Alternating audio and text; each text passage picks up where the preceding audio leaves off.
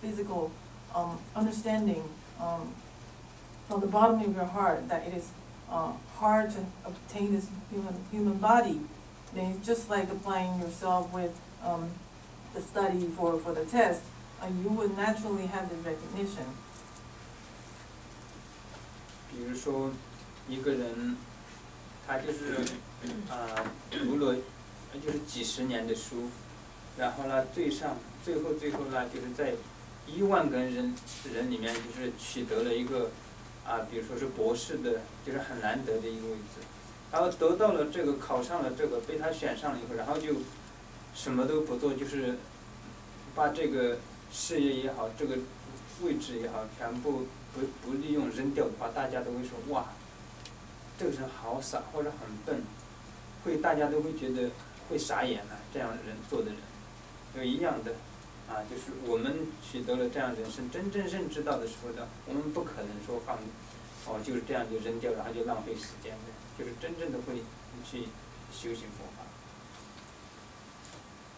So to further elaborate, it's like putting oneself into years and years of study and eventually getting the PhD degree.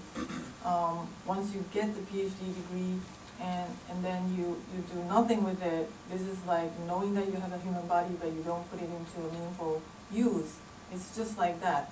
So the process of getting to this final destination, whether it be getting a PhD or aiming to liberate yourself from samsara, so the process of recognizing how hard it is to get to that point with this human body, that's the whole point of this reflection. Okay. Second, third, okay. Yeah. Dennis, you're second, right? Then Yes. Third and fourth.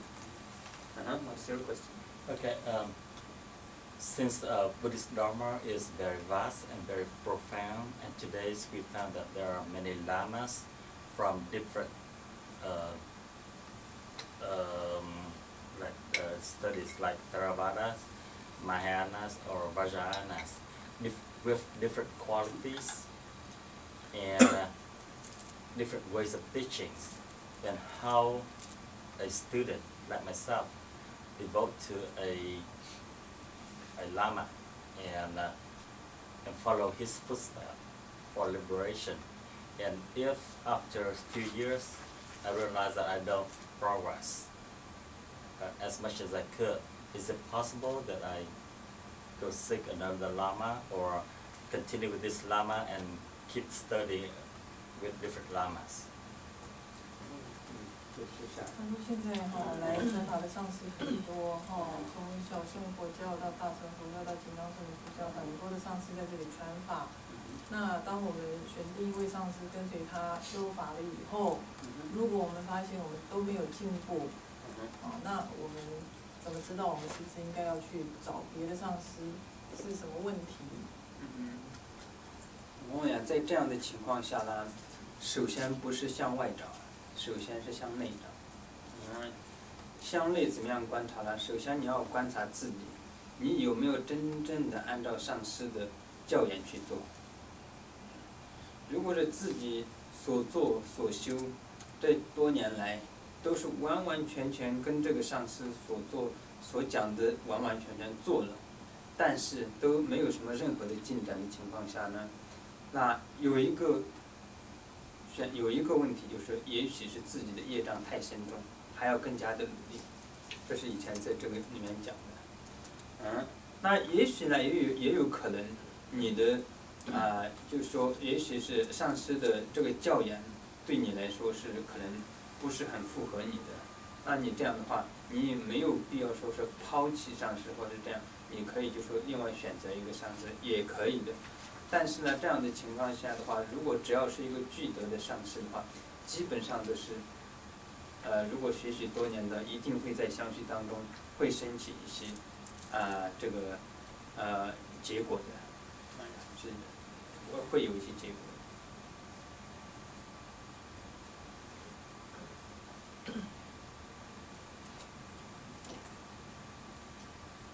So if you find that that's your predicament, then first and foremost, you would have to before you do anything seeking out, you should seek inward first.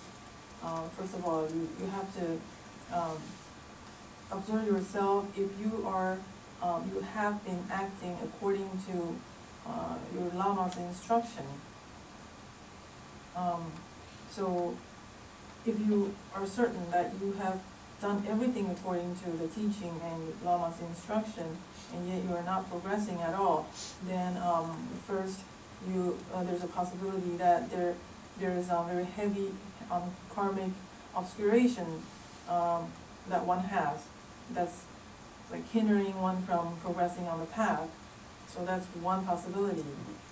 And then another possibility could be the fact that maybe the teaching doesn't fit the student, or the student is not the right vessel for this level of teaching. So that could be also the case. So if that's the case, of course one can always seek out a different teacher to look for teaching that's more suitable for your faculty or your caliber, without even abandoning your former teacher. So you can, of course, approach other teachers to learn more from other teachers, but without having to abandon your former teacher. Otherwise, in any case, if anybody who has been going according to one's Lama's teaching and instructions for many years of this, if you learn from this Lama for many years completely according to the instruction, there has to be some result. It's almost impossible that nothing has instilled or progressed within your mind stream. 在这样的话呢，其实，我也听过这样的，有些就是进入了佛门很多年，然后会后来变成基督教徒的啊，或者是有很多学了很多佛，然后后来就是不信佛法啊，我也听说过这样的例子。所以呢，其实这样的话呢，就是很多人就是基本上是，第一个他是没有从基础上开始修，没有找到正规的道路去实修。第二个呢，可能就是说进入佛门的佛法的目的不一样，也许是为了世间法再进入佛门，也是其他的原因进入佛门，然后到最后就会变成那样的结果，基本上都是这样的。而是真正的，如果是遇见一个具德的上师，然后呢自己也是为了求解脱而修，然后呢从佛法的次第而修的话，是不可能变成这样的。我说不可能变成这样的原因是什么呢？因为佛法里面所讲的修行，这佛法里面的这些理论是，只要一个人真正的去实修的话，只会让这个人越来越对佛法有信心，越来越想修行佛法，而不是说是退转，这是不可能的事情。因为我们经过几十年的，比如说比我自己来说的话，我是从小10几岁我就进入就是开始学习佛法。那这样的话呢，刚开始我们的信心是一个非常浅的信心，只是相信，就是很喜欢这样。但是呢，一旦你进入了佛法以后，你再进一步的去研究的时候呢，佛法里面的理论，然后佛法里面所讲的这些一切都是全部都是一个真实的，千真万确的。然后在小乘里面讲的，然后大乘里面讲的，密乘里面讲的，表面上来看有很多的冲突，但是你真正去了解很深的去了解的时候呢，你就可以看到这个佛的智慧是不可思议的。在这样的情况下，不可能会退转心性，只会说是更加的，有时候只会很惭愧自己还不够精进，只是会这样念头会产生，而不会说是佛法有什么问题，然后就退转心性，不可能的。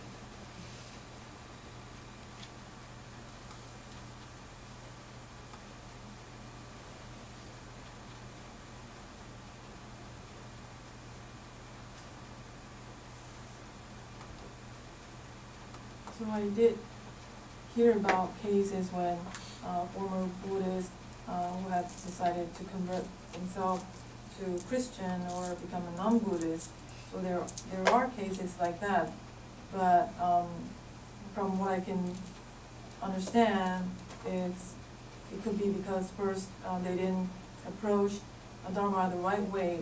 They probably didn't start from the foundation with the basic teachings and then approach it that way. And another possibility would be the purpose of approaching Dharma could be different. For example, there's a worldly purpose instead of wanting to liberate from samsara. So if someone come with a purpose, thinking Dharma is a solution, and yet they're not getting that result for the worldly purpose, then of course they're gonna feel disappointed and walk away. Otherwise, in any situation, according to Sutra, if you find a qualified teacher, these are all the conditions. First, finding a qualified teacher. Second, you are resolved to seek liberation. Third, you practice according to the stages of the path. If all three conditions are complete, then there's no way that one will deviate from the path. It's impossible for one to reverse their conviction, because that's what the sutra said. If you have all these conditions complete, then you will naturally have this irreversible faith towards Dharma. Initially, you may start with this fondness of Dharma, not exactly faith at all, but you feel that you're inclined to this theory, you like the teaching, and then you apply yourself to expose yourself to these theories, be it Hinayana teaching or Mahayana or Mantrayana teaching. Then, even though on the surface there seems to be conflicting theory against each other, but the fundamental truth is the same. If you are able to really understand the profound meaning of the Dharma, you will be amazed at how wonderful, how amazing Buddha's wisdom is. He is able to develop all these different categories of teaching from different schools for different beings of different faculties to be able to understand and eventually come to this final understanding of the profound truth. And then once you know these fundamental the ultimate truth of Buddha Dharma, then it's impossible that one will deviate from the path or reverse their faith towards Dharma. It's just impossible.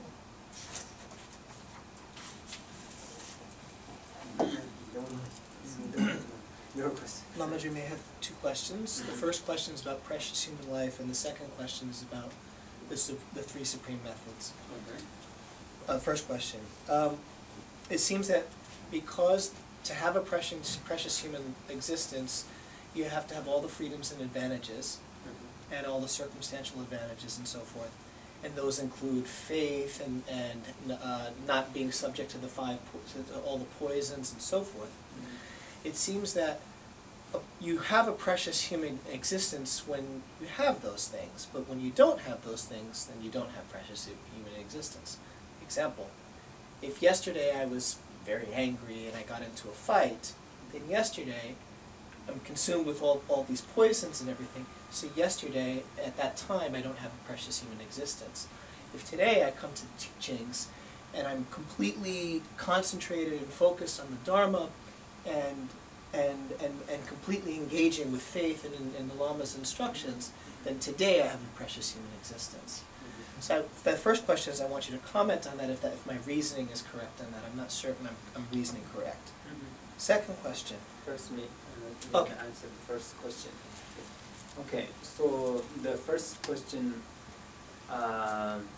there is a human life with some people be really angry. That is not just one time angry or like that. That in this textbook, last teaching, we have that one, right?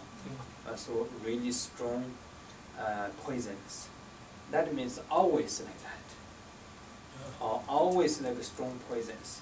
that kind of person also you can say they don't have the human shaman, the precious humans. You can say that. Why? Because they're always controlled by the 5 poisons. So that kind of people. Of course, we are human. Sometimes we will be angry. That is impossible. People never be angry.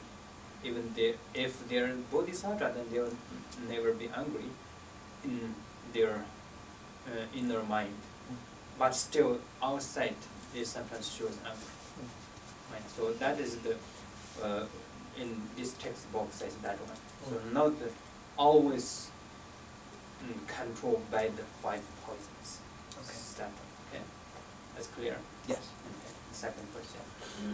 Okay, second question is about the 3 supreme methods, and it's clear that the 3 supreme methods within the context of doing a practice. For example, you're doing Ngondro, you begin by shaping your attitude and generating bodhicitta. You do the main practice without conceptualization, and then you dedicate the merit at the end. That I understand. I'm less clear on how to apply the 3 supreme methods in the context of your whole day or your whole life. So you finish your practice and you go to work and then you do life. And then, but how, can you maybe elaborate a little bit more on how do you engage the 3 supreme methods in the context of all of life? method 就是刚刚讲的那个三个什么？哦，三属性。三属性，对，哦三属 ，OK 性 OK。你怎么样把这个 apply 在日常生活？ Okay. This one is actually so you need to do in the practice time. Most talking about the practice time. When you start the practice, you need the bodhicitta, right? Create bodhicitta. And during the practice, then if you need visualizing, then you visualize. If you need to stay like emptiness, then stay emptiness. That depends what practice you do. Want to stay on that. And then when you finish dedication the merit, always, and this is the most time is during the practice. It's not talking about the whole lifetime. Okay. If in the whole lifetime, if you can do, that is the best, but normal people can't. Only the really high realized masters, they can do, because they can always control their mind. So this 3 is always inner mind. It's not outside our action. So they can always control their mind, stay in the one stage, and then they always can control their mind, have a bodhicitta, and dedication merit, all this. But for us, maybe this is most focus in when we do the practice. Okay. That's the one thing. 目前我想请问就是刚刚那位师姐您有回答她的问题，就是说在实修这一部分。那我的问题就是说，前面这个共前行，譬如说在这个暇满还有无常，都是等于是说用这个思维修，所以上座打坐这样子算是，就是说这样子可以练习这个实修。那如果我们再继续接着在无常，那我们怎么样在做这个实修呢？就是说你要累积。就是一直都不停的做这些共前行呢，还是说我们就跟着我们的天文法类这样子依次的打坐思维这些法义下去？这是我就是说在这一部分学习的部分应该是怎么做？这是第一个问题。可以啊。OK， 我用英文讲可以吗？我的英文大家听得懂吗？希望能够听得懂。OK，so also her question is how to practice the shamanism, the human life, precious life. Usually when we do the practice, it's not doesn't matter how many time so you do and how long time you do.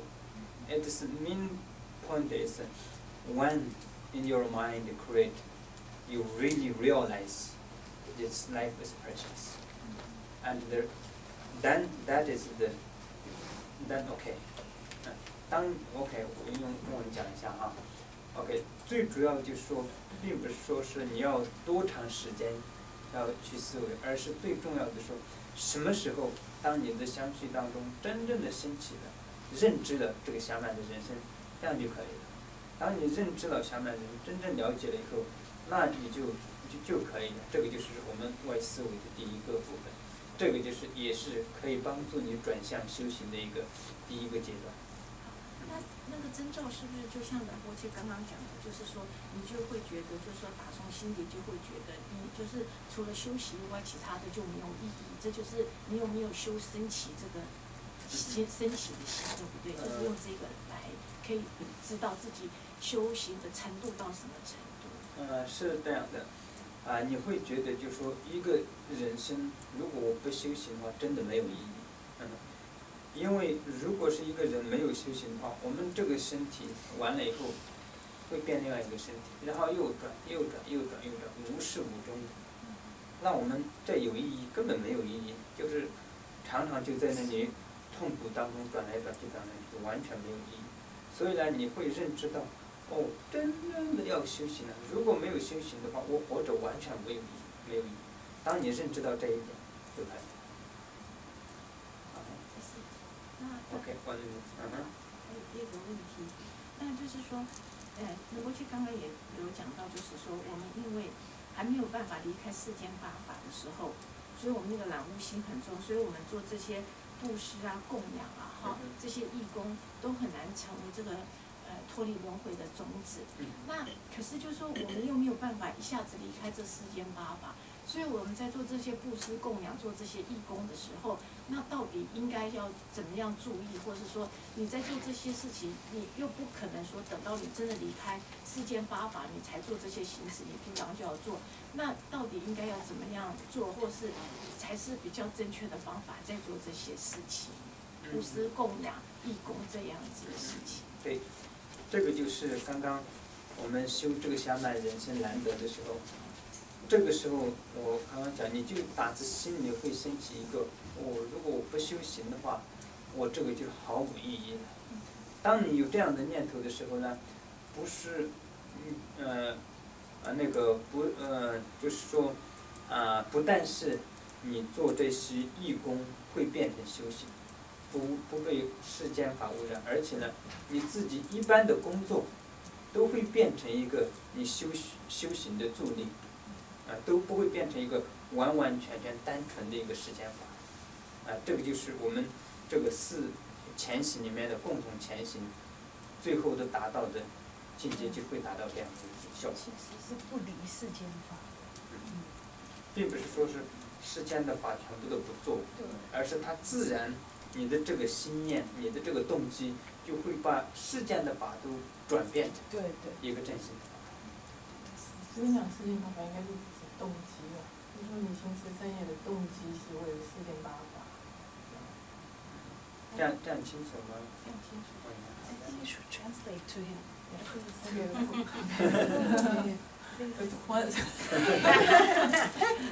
The question was, Rinpoche talked about how we practice without fully recognize the precious human body.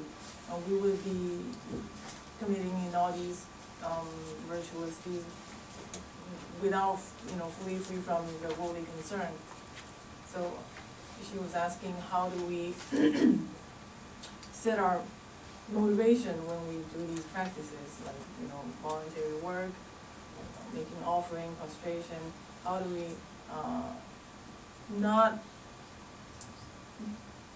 not do this without engaging in worldly concern? So Rinpoche's answer is that is why the importance of recognizing from the very core of your being, to understand that how hard it is to have this human body. If you don't have this understanding, you wouldn't realize that everything that you do in your daily life should be aiming towards this one single goal, which is to practice Dharma and making it useful and meaningful. With this recognition, you will understand that even work can become a contributing circumstance to help you to support your Dharma practice in your daily life. So let alone making offering, prostration, all these virtuous deeds. So, the importance or the very factor that separate the, two seemingly, both beneficial activities that we're doing, but the difference will set them apart. The recognition will set the purpose apart. One probably with certain level of mundane motivation, like worldly motivation. I want to be successful in my career. I want to have a healthy physical body, or I want to accumulate more wealth, that kind of thing. So people may be doing all these activities with these motivation, whereas if you have this recognition, knowing that this, once this life has exhausted, we don't know what we're going to do with our next life, what we're going to be in our next life. So, we would do certainly nothing but practicing Dharma and everything else to support practicing Dharma. You have a question? One Yes. last one. Okay, you're talking about the amount of practice. For instance, if one practice like the Vajrasattva practice, it recommends that you make a full prostration about 10,000 times or 100,000 times. And if due to physical disability, if you cannot make, let's say, 10,000 times or 100,000 times, does it mean that you didn't accomplish the practice? But if you, 像好比说那个金刚萨埵，就是这个前行的修法哈。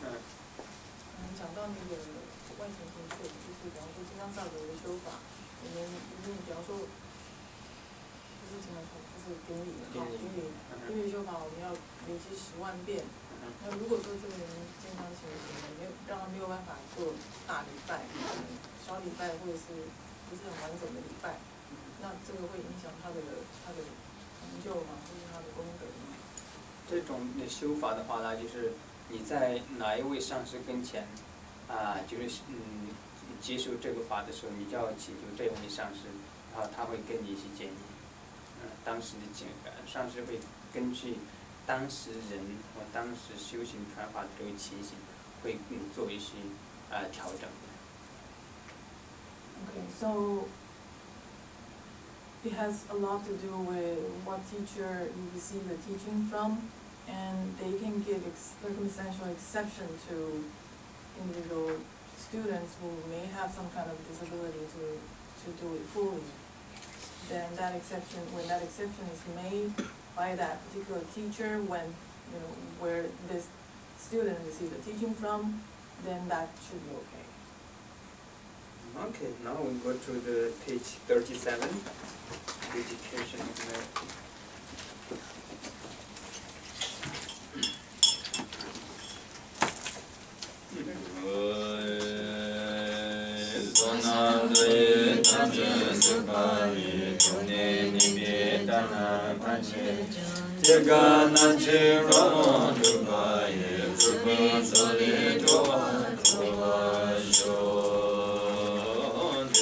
Sanjay Namdan Chumje